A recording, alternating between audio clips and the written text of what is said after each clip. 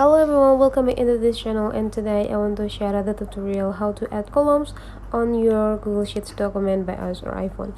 So first thing we have to do is go open the Google Sheet and also find out the documents that we want to do with. For example, I have this.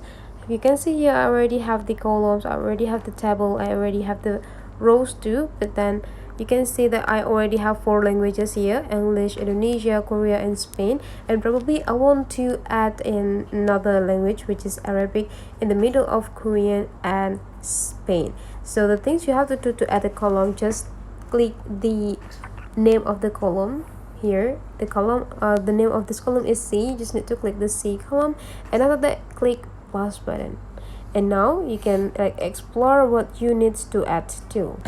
Since we want to add columns, just go click add column. So you can do one column to the left, means that one column in the left side of Korea, and if you choose the another one column right, means that the column will be added in the right side of the Korea. I want to do the right. Okay, and now I already have an extra column in the middle of Korea and Spain. That's all the way how to add a column on your Google Sheets document. If you find that this tutorial is useful for you, don't forget to subscribe into this channel.